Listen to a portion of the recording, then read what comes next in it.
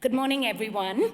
So it's truly an honor to introduce Mark Laughlin, a survivor of oropharynx cancer.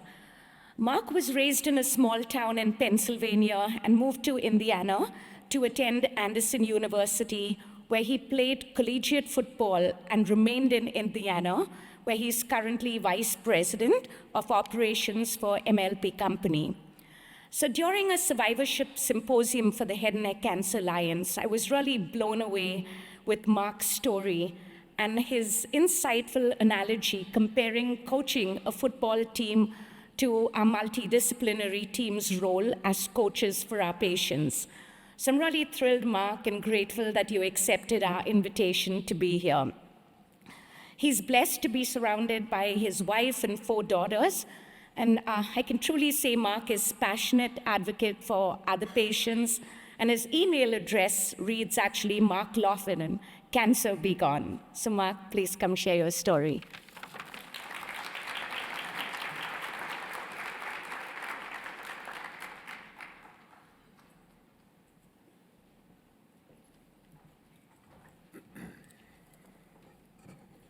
Thank you, Dr. Nathan. That was very nice. Well, as I look out through here and look at all the people coming in and that are seating, I'm in awe. So I should have made a deal with Dr. Moore to see how many people were going to be there, and then I could have charged by the person, by the head. No, all seriousness, I was raised in a small town back in Pennsylvania, population like 1,500. Been in sports my whole life, sports driven. Always have been there, either playing sports or coaching. So I think that was what helped me through what I went through. So when I look at work, I attack it from a sports point of view. When I look at illness, cancer, I attacked it from a sports point of view. Most athletes are driven, but it takes a lot. It takes a team to get that individual there. So when I look at everything, I had my head coach. We're going to talk about football. I had my offensive coordinator. I had my team mom. I had my fans, and I had my athletic trainers. And that's what helped me get through this cancer. You know, I could sit there and feel sorry for myself, but as I looked around, when I sat there taking my chemo and radiation, there's more people a lot worse off than I am. So I stayed positive through it. And that's one of the things that, as I talked to different patients and as I saw them in the treatment center there in Indianapolis, some of them don't have that kind of support.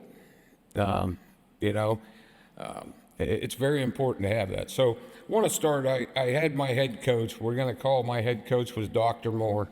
A lot of you know Dr. Moore, but he's the one that really tore the heck out of me. He got into me pretty good. I don't even know why I talked to him, but I do. He's a good guy, but he kind of headed it up. Walked in the office that day. Well, let's go back. How this all started, my mother was going through cancer, and she was on her last leg. She'd been fighting it for about 4 years, and we knew that was probably going to be the last year in 2022. And I got a lump on my neck, and I didn't do anything about it. I just thought it was a swollen lymph node. So that lump didn't go away. In fact, it got bigger.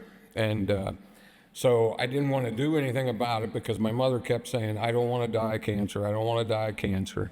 And so anyhow, I didn't say anything. I just let it go. I was afraid to go because something might be up.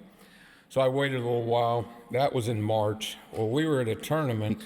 My mother passed September 24th of 2022.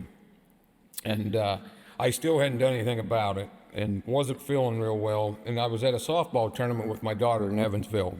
And I got sicker than a dog.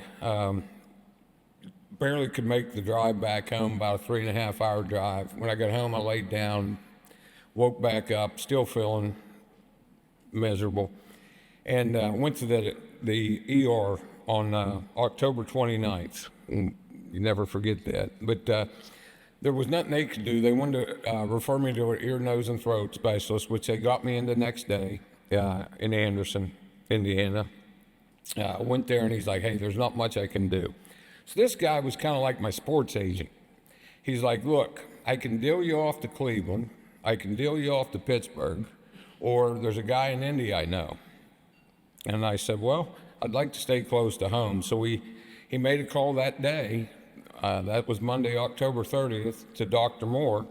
And surprising enough, he got me in the next day. He got me in on Halloween, October 31st, and walked in the room, really didn't introduce himself. First thing he said is, hey, you've got cancer. We just need to figure out how we're going to attack it. By the way, I'm Dr. Moore. So anyhow, I like a guy straight to the point. So that was the day I found out. I've been through a lot of scary things in my life, but never something when you're told that you have cancer is as scary as that. You know, first thing in your mind is, how long do I got? You know. So anyhow, Dr. Moore became my head coach. And then we had a radiologist done my radiation, Dr. Jensen. He was a young guy and young doctor. I'm not saying you're old, Dr. Moore, but he was younger. But anyhow, him and I, we didn't see eye to eye right away. He wanted to tell me that you're going to get sick. We're going to hit you hard with this radiation. We're going to do this. We're going to do that. And I said, I don't see it that way. And he's like, no, you got to understand me. You're going to get sick. This is going to put you down. I said, well, I'm telling you, I don't agree with that. So we're going to have to agree to disagree. And, he was a younger guy. I called him Young Gun. I don't know if he's here today, but I did call him Dr. Young Gun. But after that, we got to understand each other. But that's our offensive coordinator, Dr. Jensen. Then I had a oncologist, Dr. Rashaw, and I called her the team mom. And I know she got frustrated with me too. I went from 300 pounds down to 190. I didn't know you were here, so now you know you're my team mom. And she kept trying to get me a feeding tube. Well, I thought that was weakness. You know, I kept reading, and they said if you get a feeding tube, then you don't work your throat, swallowing, and so forth. So I kept saying no. I'm good with that. And she kept saying, we're going to have to do this. You're going to have to get a feeding tube. And I said, look, have you ever watched Naked and Afraid? Okay. I don't think she has, but anyhow, they could eat a fly and live for days. Look, I'm 190 pounds. I got room to go, you know, so I wouldn't do that. So we had our team mom. Then we had our PAs and our nurses and our therapists, you know, speech therapist and all of our therapists, and that's our athletic trainers. They really, through the whole process, they were the ones that kept you going, right? They taught you how to swallow, you know, they helped you with what you needed to eat and get through everything and stuff like that. Then there were my fans. My fans was my support group at home. That was my wife and daughter. I was probably a jerk a few times through that. I remember coming home from surgery and I was just miserable. I was miserable. So I know I was pretty grumpy and mean with them. So anyhow, so that's kind of setting up our team and stuff. It's kind of how I look at things. So Dr. Moore started, we had surgery on November 21st. It's going to be about 5 to 6 hours. I'm not sure what was planned. It ended up being about 9 to 9.5 hour surgery. So he tore the heck out of me. I'm thinking, Coach, why are you doing this? I'm supposed to be in there playing, right? So anyhow, I had to get started from scratch here with the surgery. January of 23, I started my radiation and chemo. And Dr. Young Gun, he was the guy that was strategically, he knew what area he was going to hit, what area he was going to attack. So he put the game plan together from that standpoint. And then we had Team Mom. She monitored my chemo, and she also watched my weight and helped me to understand what I needed to do, even though I didn't agree with her, but that's okay. She was there for me. But it was really the athletic trainers that kept me going, the speech therapist, I can't even think of them now, the dietitian and all of them that kept me going through it. I look back on my journey, and without people like you, we wouldn't make it. And what I mean by that is, I don't remember a day, and I was in there, I don't know how long, 30-some treatments, 37 treatments on chemo and everything, but there wasn't a day that I didn't see a nurse, I didn't see a therapist, I didn't see a doctor that was in a bad mood. It just amazed me. You know, they were there, they were encouraging, they were always smiling. Even though, I don't know how you guys do it. I don't know how you can watch this person go through this awful disease and then their life ends, you know. It's people like you that made us go. Because I guarantee you, as positive as I was, because I was prepared mentally for the physical part of it.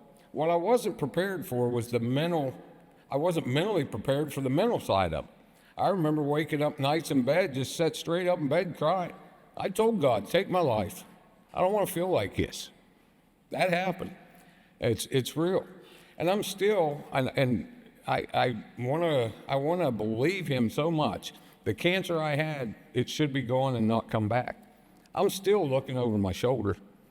I guarantee you, there's not a cancer patient out there that's not looking over their shoulder.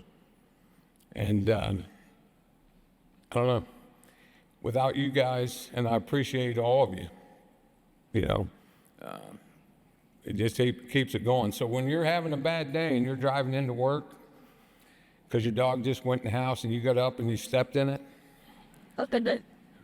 put that smiling face on for that patient, because it's very important to us. So that's all I got.